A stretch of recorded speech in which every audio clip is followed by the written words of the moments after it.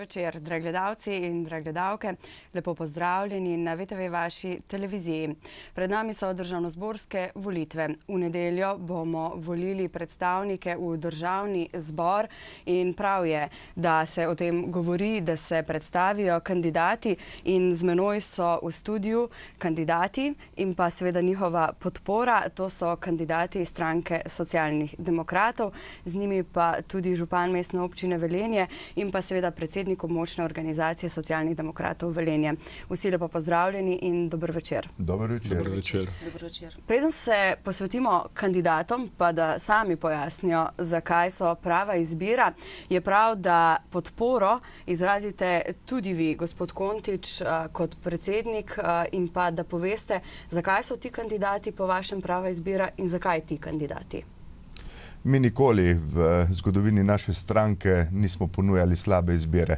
Vedno smo ponujali dobre kandidatke in dobre kandidate, dober program in predstavljali na nek način interes našega lokalnega okolja, kar je pri nekaterih drugih običajno bilo v drugem planu.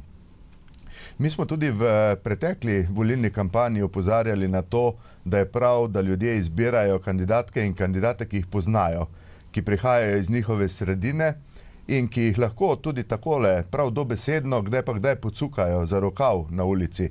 Torej kandidatke in kandidati, ki živijo z ljudmi, ki delajo v tem prostoru in so v tem prostoru tudi že kaj postorili in so pravzaprav na nek način preverjeni tudi znotraj politike. Ko izbiraš nekaj novega, je vedno vprašanje, kaj dobiš. Lahko sicer pozitivno presenetijo, ampak tega do zdaj v naši politiki ni bilo. Tako da Socialni demokrati ponujamo kandidatke in kandidate, ki so zanesljivi, ki so marljivi, ki poznajo problematiko te doline in poznajo nenazadnje tudi rešitve te doline. Mi smo v tem mandatu, ki se izteka, pridobili eno veliko stvar, ali pa morda dve, ene se morda celo ne zavedamo. Prva je hitra cesta, umestitev trase hitre ceste v prostor, druga je pa ohranitev bolnišnice Topolšica.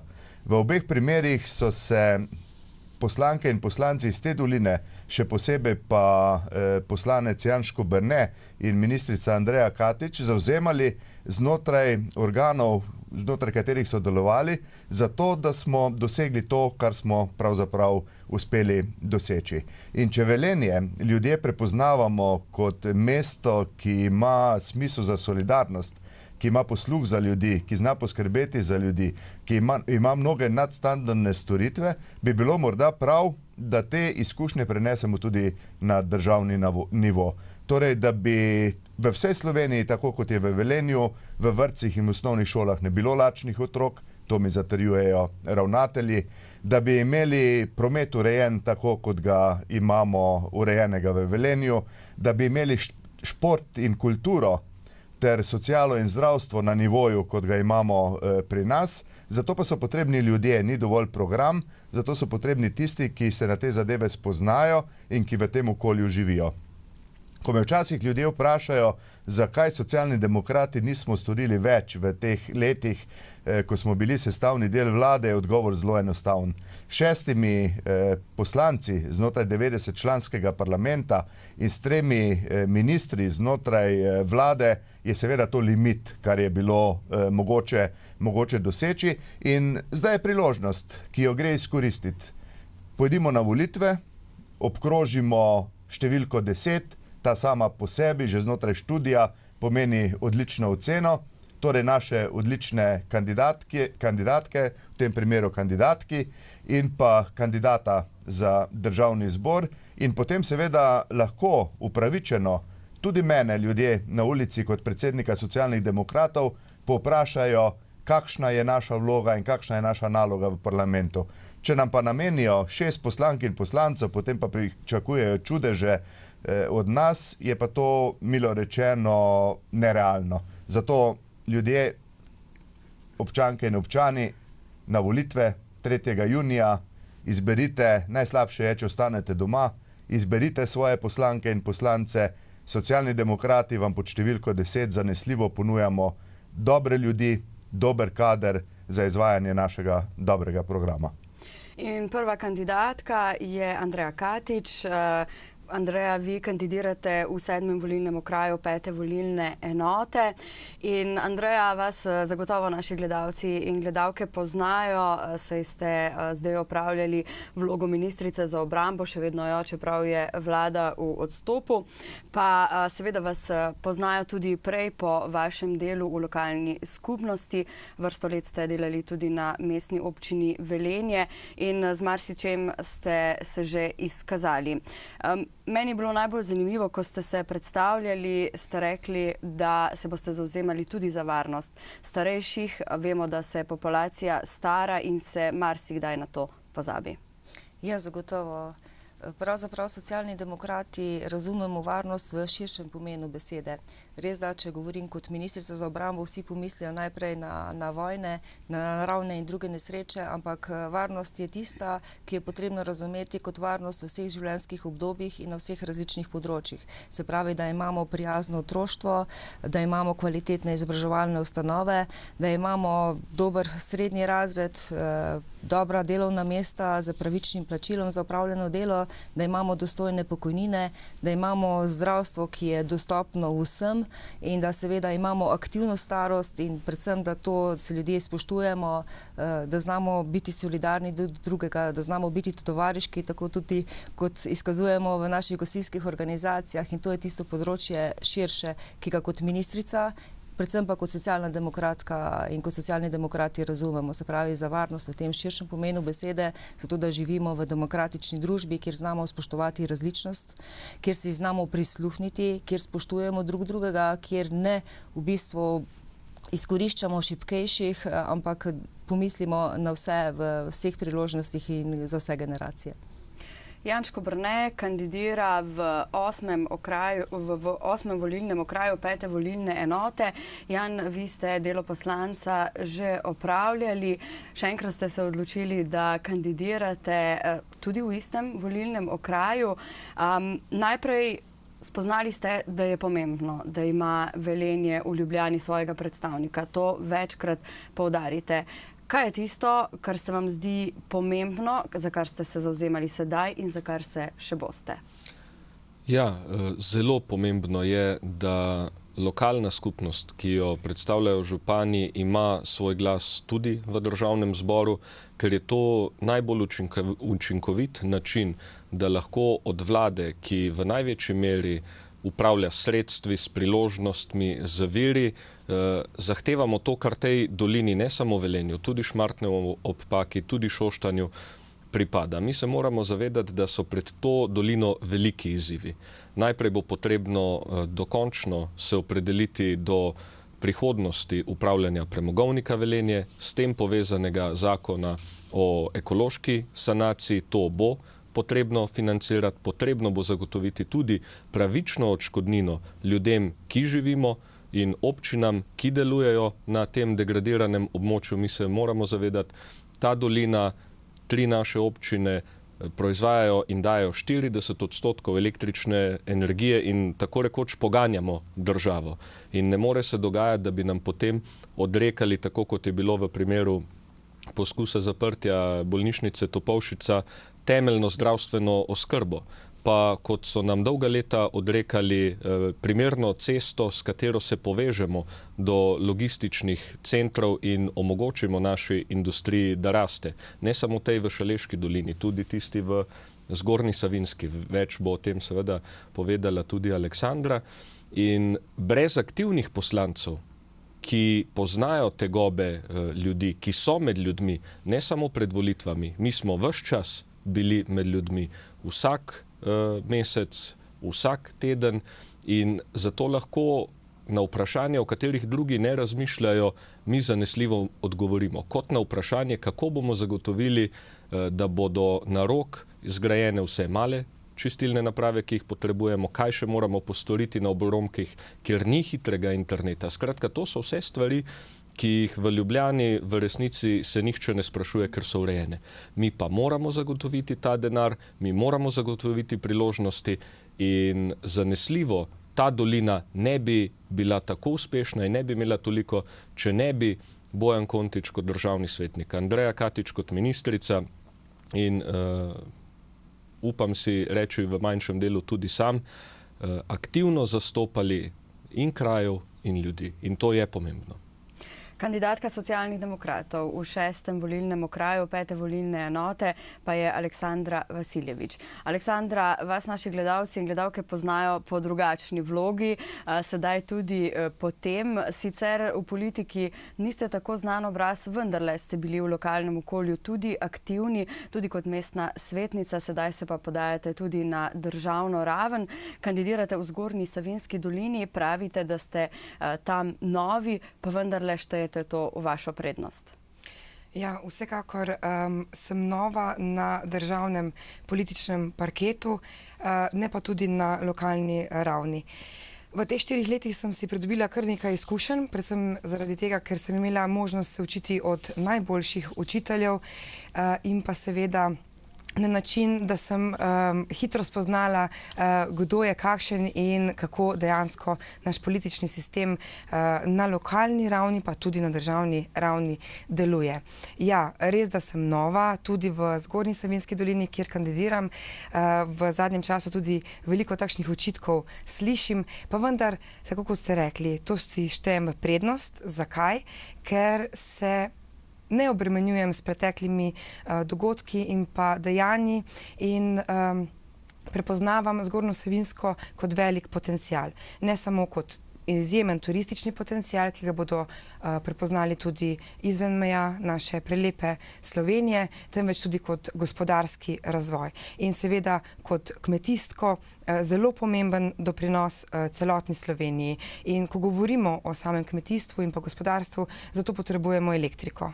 In zato potrebujemo tudi TEŠ6, zato potrebujemo tudi 3. razvojno os. Tako da se same poti v državni zbor zelo veselim in verjamem, da bom dovolj močen in odločen glas za Zgornjo Savinjsko, za samozavestno Slovenijo in pa tudi za našo Zgornjo Savinjsko. Gospa Katič, vi ste že govorili o varnosti na splošno. Seveda ste se vi v tem mandatu veliko posvečali gasilcev, civilni zaščiti. Brez njih, vemo vsakodnevno, to smo priča, tudi bili v teh dneh, ne moremo. In ti so izjemno pomembni. Ja, zagotovo. Žal smo tudi včeraj oziroma danes bili priča na Koroškem silovitim poplavam in gasilci so vedno tisti, ki prvi priskočijo na pomoč. In v tem času mislim, da smo skupaj marsikaj postorili in v časi štejem, da so mi na kongresu izročili tudi posebno priznanje. Bilo mi je res lepo delati z njimi. Marsikaj sem se tudi naučila, čeprav sem mislila, da prej iz lokalnega nivoja kot članica civilne zaščite že marsikaj vem, ampak vedno je pot odprta, da se učimo, predvsem pa, da znamo skupaj sodelovati. In tudi to si posebno štejem v čas, da smo v tem času skupaj z stanovskimi gasilskimi organizacijami, se pravi z stroko, uspeli pripraviti nov zakon o gasilstvu in da bo ta tista prava podlaga, ki bo lahko moj naslednik ali naslednica, če to ne bomo več upravljali mi, imel kot podlago za razvoj gasilstva, ker je potrebno omogočiti nadaljni razvoj. Ni me strah za tradicijo gasilstva na Slovenskem, ker v vseh svojih obiskih po celi Sloveniji sem ugotovila, da gasilci znajo prenašati to tovarištvo, solidarnost tudi na mlajše generacije, tako da podmladek je, tako kot tukaj pri nas v Velenju, v Šaleški dolini, tudi v Zgornjo Savinjski dolini. Vsi so sodelovali na tej veliki paradi na Ptuju, lepo jih je bilo videti. Znajo gasilci poskrbeti tudi za starejše, za svoje veterane in ko pomislimo tako, da je preko 160.000 članov Gasilske zveze Slovenije, vseh generacij, kakšna bi bila država, če bi bili res vsi gasilci, če bi vsi delili te njihove vrednote, solidarnosti, tovarištva, pomoči tistemu, ki je pomoči potreben. In zagotovo mi je bilo v čas, da smo delali z njimi. Ne smemo pa pozabiti na sodelovanje prostovoljnih z poklicnimi gasilci. Tudi tukaj sem vesela, da smo uspeli dogovoriti prvič v tem času od vsega začetka sklenitve kolektivne pogodbe tudi za poklicne gasilce, spremembe tako, da imajo boljše plače. Žal zaradi ene politične stranke, ki je vložila prav tako spremembe zakona o gasilstvu, nismo uspeli urediti še dodatka za stalnost, tako da je to prepuščeno potem za prihodnost. Vendar smo marsikaj dogovorili, predvsem pa to, da je potrebno negovati oboje. Na eni strani prostovoljno gasilstvo, na drugi strani pa tudi poklicno gasilstvo in seveda tudi vse druge reševalne sestave, ki so vključene v sistem varstva pred naravnimi in drugimi nesrečami, in to je vse zapisano tudi v programu za nadaljnje obdobje na področju varstva pred naravnimi in drugimi nesrečami, ki ga je naše ministrstvo pripravilo in ki sem ga predstavljala in potem bil tudi sprejet v Državnem zboru. Jan, vi se seveda zavzemate za dober položaj mladih. Ti so še kako pomembni. Veliko se seveda govori o podjetništvu, pa prekarnem delu, ki ga je žal vsi vemo preveč, tudi o spremembah v šolstvu in pa tudi, kar se tiče stanovanjske zakonodaje. Vemo, da je stanovanjski problem velik in vi vedno opozarjate tudi na vse to. Ja, mi smo v 25 letih kot država seveda uspešno izkoristili marsikatero priložnost in ravno zaradi tega lahko danes denimo ugotovimo, da 5% vseh zagonskih podjetij, ki se ukvarjajo s kriptovalutami in z kriptosvetom, prihaja iz Slovenije, kar je izjemen uspeh. To kaže na dvoje. Našo rast in blaginjo poganja znanje. Mi seveda se ne moremo primerjati in se tudi ne želimo primerjati z industrijskimi bazeni, ki so konkurenčni zaradi tega, ker imajo nizek strošek delovne sile, nizke plače. In zato je pomembno, da jasno povemo, Socialni demokrati verjamemo, da samo znanost, kvalificirani ljudje, odlično šolstvo, javno šolstvo, vsem dostopno, dejansko poganja gospodarstvo in da je samo na temelju znanja mogoče graditi naprej dodano vrednost, iz katere bomo pa mi lahko financirali vse, kar naši ljudje potrebujejo. Pa naj si gre tukaj za dolgotrajno oskrbo, naj si gre za to, da ne bo čakalnih vrst, ali pa za to, da ljudem, ko so v stiski, država lahko pomaga. To je družba, ki si jo želimo, nosi ime socialna demokracija. Njena osnovna in najpomembnejša naloga je pa v tem, da ljudem omogoči, da svoje potenciale izkoristijo. In v Velenju, denimo, se lahko pohvalimo z odličnim inkubatorjem, ki ima izjemno rast, lahko se pohvalimo z zgledno stanovanjsko politiko, župan je poskrbel za to, da iz leta v leto gradimo nova, neprofitna stanovanja, pa je marsikdaj kritika, ali jih ni že dovolj, ne, ni jih dovolj. In zato smo Socialni demokrati povedali, ne samo v Velenju, ki je zgleden primer, po celotni državi bomo zgradili 10 000 neprofitnih stanovanj, omogočili dolgoročen najem mladim družinam in tisto, kar je najpomembnejše, vsem omogočili priložnost, da sami ustvarijo izjemne dosežke z znanjem, ki ga imajo. In od tu naprej bomo lahko rastli in zagotavljali državo blaginje. Aleksandra, vi poklicno izhajate iz zdravstva, ste diplomirana medicinska sestra, zaposleni v zdravstvenem domu Velenje in zato seveda ne moremo mimo tega, da ne bi govorili o zdravstvu. Vemo, kako problematično je, na to ni treba več opozarjati, veliko govoriti, vendar le zahteva veliko sprememb. Govorili ste že nekaj tudi o kmetijstvu in seveda kmetijstvo, življenje v naravi, zdrava prehrana, vse to pa je povezano tudi z zdravstvom, preventivo. Vsekakor je okolje, v katerem živimo, izjemno pomembno. Je pa tudi prav tako vsak posameznik, ki živi v tem okolju, tisti, ki lahko doprinese k zdravemu okolju, zdravemu načinu življenja. In javni zavodi in le javni zavodi so tisti, ki lahko posamezniku omogočijo, da svoje zdravje krepi ali pa ga povrne. Ja, v zdravstvu so težave, tega se tudi zavedamo Socialni demokrati.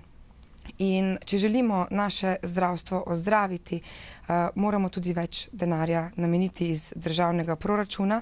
Če se želimo primerjati z državami, ki imajo boljšo zdravstveno, da rečem ne boljšo, ampak dostopnejšo, kakovostnejšo javno zdravstvo, Če se želimo s takšnimi državami primerjati, kot so recimo Avstrija, Nemčija, Nizozemska, potem tudi moramo več odstotkov namenjati za zdravstvo. In nedopustno dolge čakalne dobe so le vrh ledene gore. Imamo izjemne strokovnjakinje in strokovnjake na področju zdravstva, tako medicinske sestre, kot zdravnike in so ostalo zdravstveno osebje.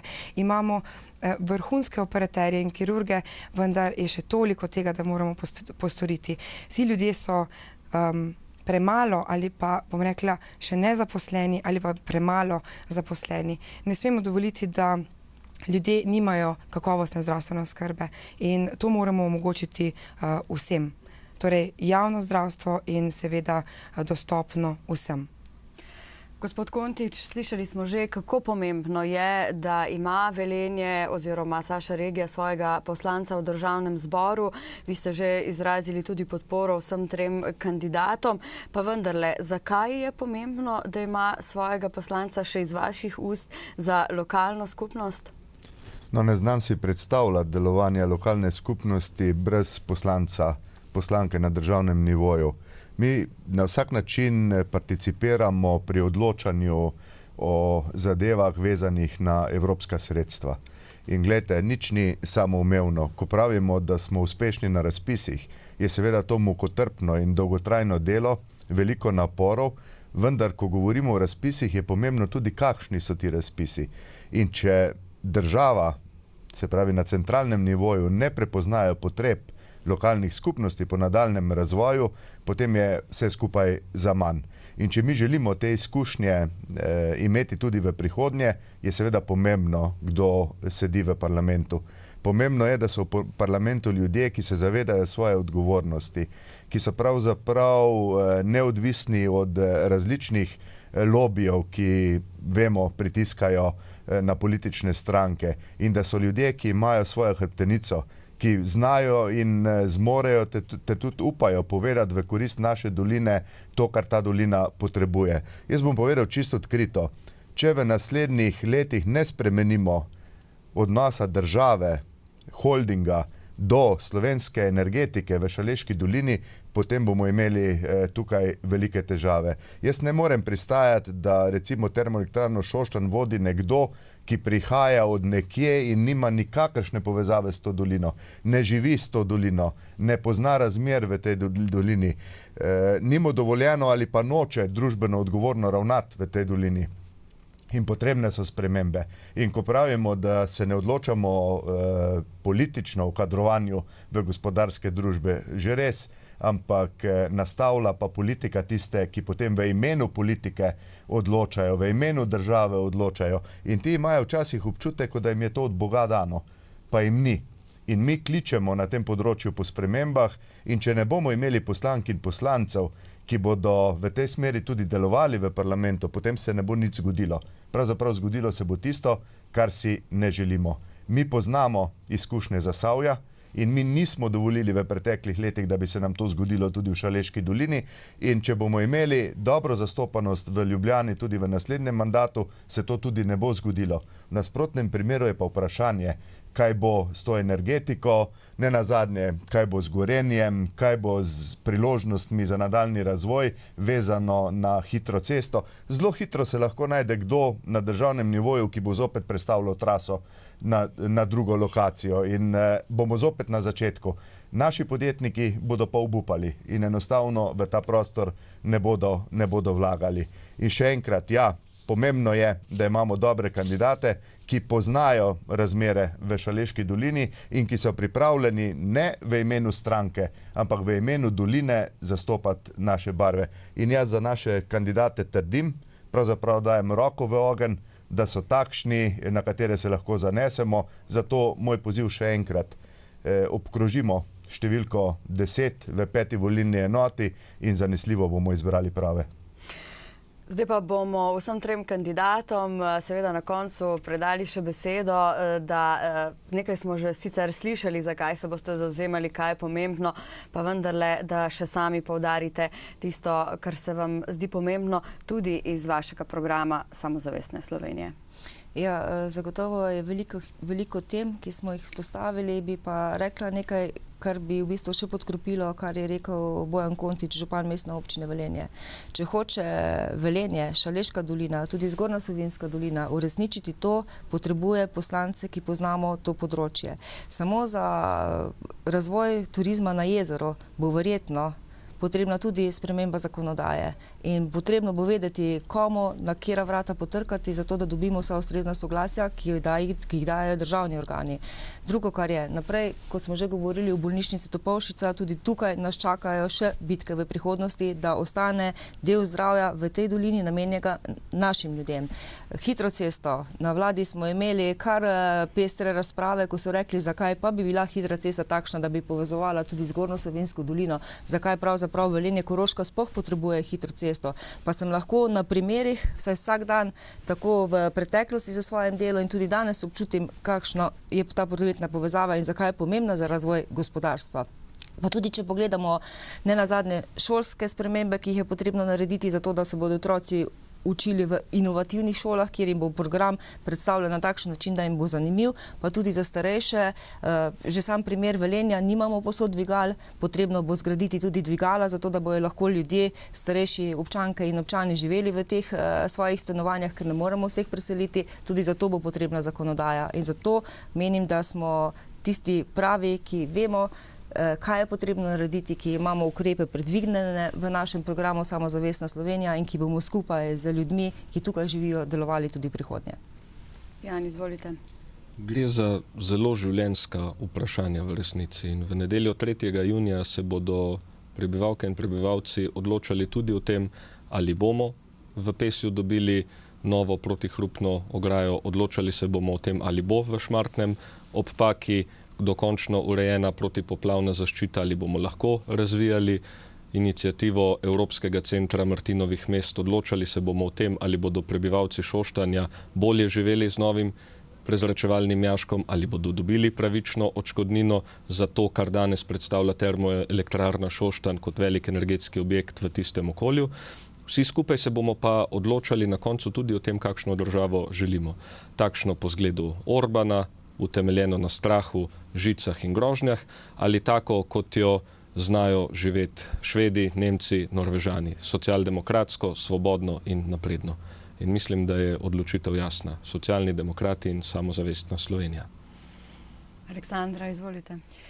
Ja, naš program je jasen in ima zelo obetajoč in zelo močen naslov Samozavestna Slovenija in v njem je opisanih čez 550 ukrepov, za katere se bomo tako vsi ostali poslanci kot mi trije tukaj zavzemali, da jih dosežemo, da jih uresničimo, ker so to cilji, kateri so uresničljivi in so dosegljivi. Tako kot Andreja in Jan, ki sta že v svoji preteklosti pokazala, da dolina potrebuje močen in odločen glas v državnem zboru, zato da se regijsko enakopravno razvija, je potrebno tudi, da se tako razvijajo tudi ostale regije in ostale doline, sosednje doline. Eno je skupno, skupni imenovalec je, da ostanemo človek človeku. In 3.6., ko se bomo odločali o tem, se bomo odločali, koga obkrožiti, koga voliti, se spomnimo na to, da smo v končni fazi samo ljudje. In da če bomo izgubili solidarnost, če bomo izgubili medsebojno spoštovanje, bomo izgubili tudi državo kot takšno. Zato je pomembno, da gremo 3.6. na volitve, zato je pomembno, da obkrožimo številko 10, ker nam to socialna demokracija tudi omogoča. Nam je v preteklosti in nam bo tudi v prihodnosti. Gospod Kontič, čisto za konec, pa še vam večkrat ste poudarili, obkrožite številko 10, Samozavestna Slovenija. Slišali smo, koliko ukrepov je v tem programu, ki ni samo 4-letni, ampak še celo večletni. Tudi vi sami verjamete v njega in verjamete, da je pravi? Zanesljivo. Ta program se je pripravljal pravzaprav tako, kot pripravljamo mi koalicijo z občani. Program je nastajal od spodaj navzgor, se pravi, niso se usedli za mizo 3-4 strokovnjaki in ga spisali, ampak je prihajal od spodaj navzgor in se združeval na enem nivoju. Tako smo pravzaprav pokrili vse dejavnosti skozi strokovne svete in pripravili tisto, kar mislimo, da je v tem trenutku najboljše in kar ljudje potrebujejo. Mi ne moremo obljubiti, da osnovnošolci ne bodo pisali domačih nalog, če bodo izvoljeni, ker v nasprotnem primeru bomo šli po poti, da jim tudi v šolo treba več hoditi. Bomo pač imeli državljane, ki bi si jih nekateri želeli, da ne vedo nič in da jih lahko upravljaš. Mi ne bomo zganjali sovraštva, kot ga nekateri napihujejo. Vi se spomnite begunske zgodbe v Velenju in kaj se je iz tega zgodilo. Razen tistega sovraštva in napihnjenosti, ki je takrat bila, nič.